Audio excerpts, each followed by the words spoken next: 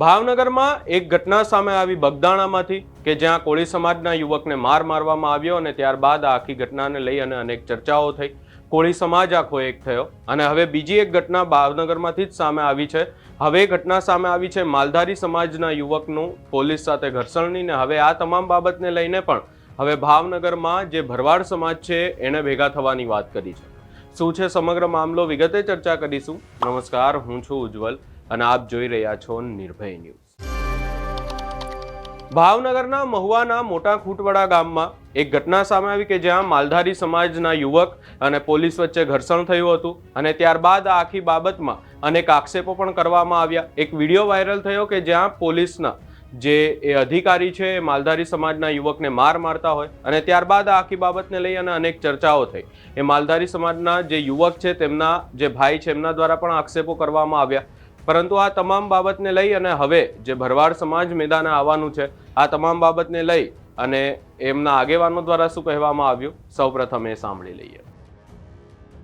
આગામી સમયમાં જો ભાવનગર જિલ્લા એસપી સાહેબ વડાએ આના વિરુદ્ધ કંઈ પગલાં ના લીધા કે કોઈ કાર્યવાહી ના કરી આ પીએસઆઈ ઉપર, તો આવનારા સમયમાં જય દ્વારકાધીશ, હું છું અમીર બારાડી.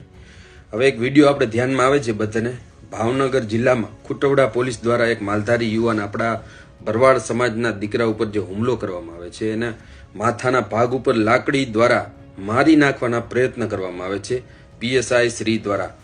અને હવે નાટક જુઓ તમે એના, એ પીએસઆઈ એડમિટ થઈ જાય છે, દાખલ થઈ જાય છે દવાખાનામાં અને એવું એ નાટક રચે છે કે એની ઉપર હુમલો થયો. એની ઉપર કોઈ હુમલો થયો નહોતો.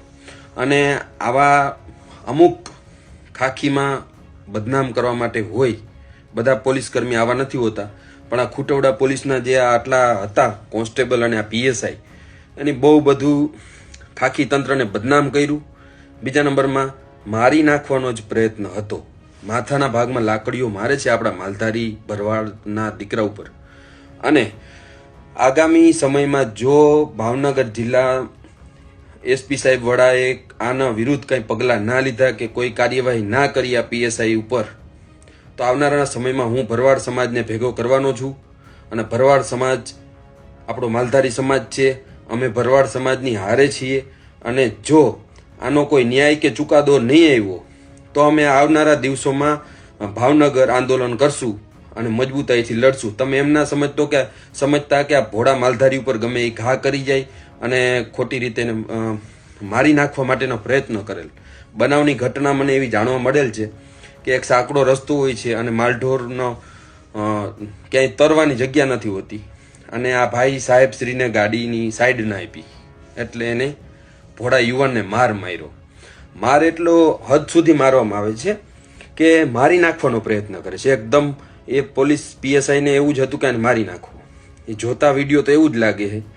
પણ અમે માલધારી બધા એક છે ને એક રહેશું અને એ ભરવાડ યુવાનને ન્યાય નહીં મળ્યો, એ પોલીસ અધિકારી ઉપર કોઈ એક્શન ના લેવાયા, તો અમે આવનારા દિવસોમાં ભાવનગરમાં આંદોલન કરશું. ભરવાડ સમાજ એક કરશું બધાને. ભરવાડ સમાજ, માલધારી સમાજ, રબારી સમાજ કે આહિર સમાજ, ત્યાંના બધા અમારા માલધારી સમાજ આના ઉપર અમે આંદોલન કરશું. આ યાદ રાખજો. આ નિર્દોષ માલધારી ઉપર જે હુમલો થયો છે એ બહુ અમે વાખોડી કાઢીએ છીએ. બહુ આ ખરાબ ઘટના છે. આવા અમુક પોલીસ અધિકારીના લીધે બધાની ઇમેજ ખરાબ થતી હોય છે. બધા પોલીસ કર્મી આવા નથી હોતા. પાછું આ પીએસઆઈ નાટક કેવું કરે, પોતે દવાખાનામાં એડમિટ થઈ જાય છે અને એવું એમાં લખાવી દે છે કે સામેવાળાએ હુમલો કર્યો. હકીકતમાં એવું કાંઈ છે નહીં, બધું નાટક છે. બાકી આ યુવાન સાચો છે અને આ યુવાનને ન્યાય આપણે અપાવવાનો છે બધા માલધારીઓએ. અને અમીર બારાડીની જ્યાં જરૂર પડે ભરવાડ સમાજે અમીર બારાડીને હાકલ કરજો. હું ભરવાડ સમાજની સાથે છું, સાથે રહીશ, કાંઈ ચિંતા ના કરતા. તમારો ભાઈ અમીર બારાડી આપણા માલધારી સમાજને જ્યાં જરૂર પડે અમીર બારાડી આવશે અને લડશે. તમારા માટે જેલ થાવી, ખોટી રીતે મને કોઈ ફસાવશે તો તમારા માટે જેલમાં જઈશ, પણ ન્યાય આપણે આપણા દીકરાને અપાવવાનો છે. ભરવાડનો દીકરો એ આપણો ભાઈ. માલધારી સમાજ એક. જય દ્વારકાધીશ, જય ઠાકર.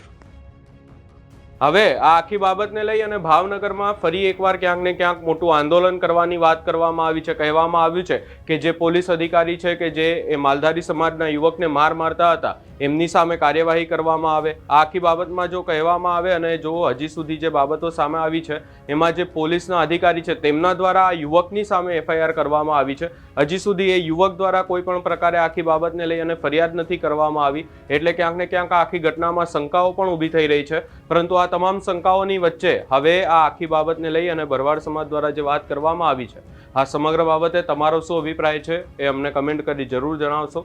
અમારી ચેનલ નિર્ભય ન્યૂઝને લાઇક, શેર, સબસ્ક્રાઇબ કરવાનું ભૂલશો નહીં.